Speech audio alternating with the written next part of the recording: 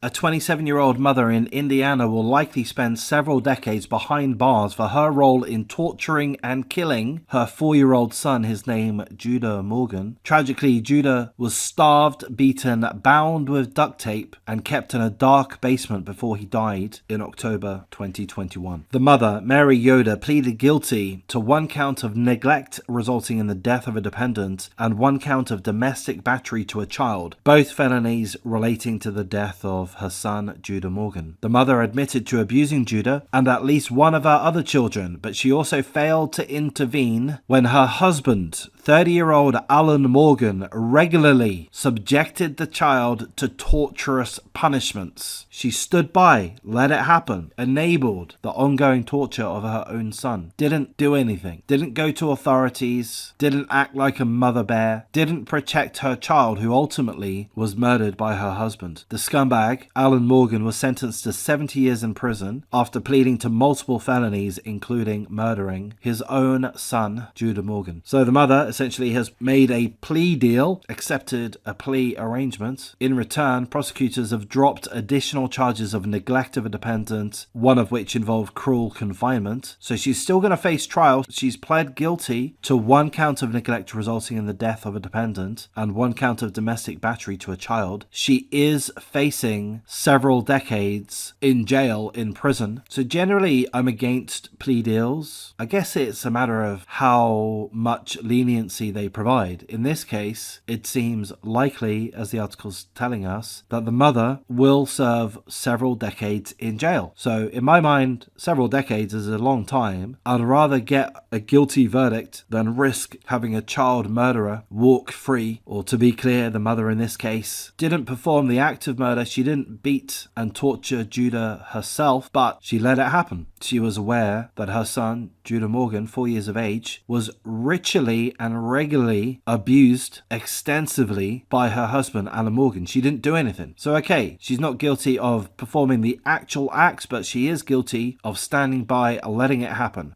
Ultimately, authorities found Judah's bloodied naked body, wrapped in a blanket inside of a bedroom, October the 11th, 2021. I believe he was deceased at that point. He had been beaten, tortured by his father, Alan Morgan, not for the first time. So again, the scumbag father faced trial last year. He's been sentenced to 70 years in jail, in prison, and he was found to be guilty of routinely, physically and emotionally abusing his son Judah. The father regularly beat and punished his son to the point of torture, locking him up in the family's dark basement, naked, for days at a time. Why would he do such things? Why would he do that to any human, or indeed any living being? Well, because Judah was a child. He had toilet training issues, so the father acted in this way, withheld food and water, duct taped Judah's mouth. What a sick scumbag. I've got to say at this point that I really do hope that the fellow inmates that are serving time alongside the father, Alan Morgan, I hope the other inmates and indeed the guards have plenty of opportunity to spend some time having nice little conversations with Alan Morgan, the father, about his treatment of Judah, asking him why he would do such sick, evil, twisted, psychopathic, barbaric things to his son. Surveillance footage from inside the home showed that the father punched Judah at least 13 times. He then picked him up by his neck, dropped him to the floor, and left him in the dark basement. There was no furniture in the basement. He was there just on the, I guess, concrete. We're told that he was left there naked. What a sick, absolute mother. On another day, video showed the father punching Judah at least 15 times. I'm going to say something, it's pretty obvious what I'm about to say, but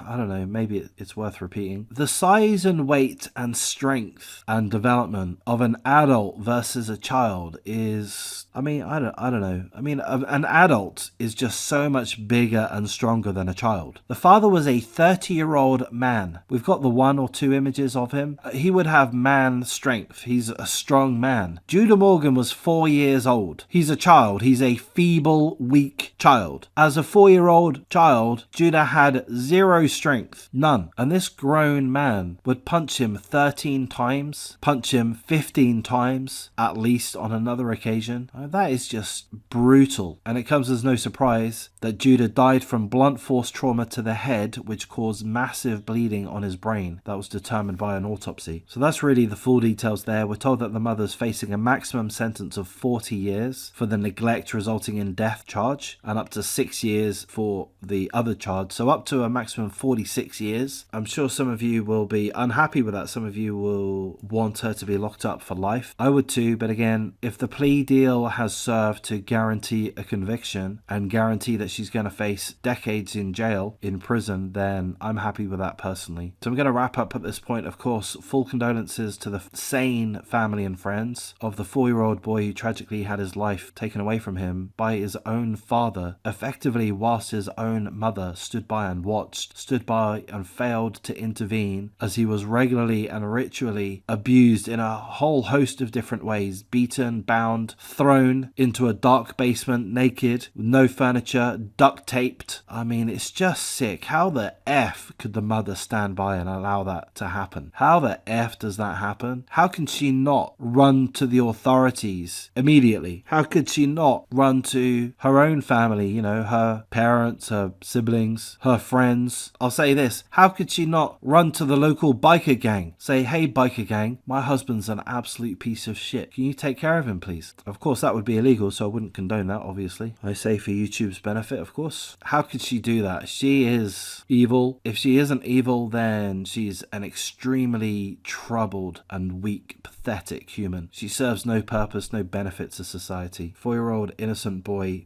tortured and his life gone. We're told that the scumbag mother has other children. We're not provided with any details in that regard, but I do hope those other children are being adequately cared for. I hope that they get the support, psychotherapist support, loving support that they're going to need, because they would have witnessed this situation way too intimately. Perhaps they too were also victims. Perhaps they physically witnessed, they saw, they heard, they knew, they understood the torture that Judah was being put through. Even if they were somewhat sheltered from it, they would have learned at a certain point of what their mother and father are capable of, and that's going to be traumatic. So I do hope the other children are okay. I hope this scumbag Banshee is locked up for decades. Maximum sentence 40 years in jail for one charge, 6 years for the other. Let's go for that. Let's give her 46. Let's let her rot in jail. Let's allow the other inmates and the guards to have nice cozy chats with her every now and then. Remind her what she did. She stood by, let her husband beat, torture their son to death. I'm going to wrap things up at this point. If you appreciate the coverage, please do like, comment, subscribe, share the video as you see fit. Again, don't watch all of my videos. They're not healthy really, are they? I mean, I don't know. I've become increasingly angry through reading through this. Actually, I've just remembered, I do apologize. I needed to have mentioned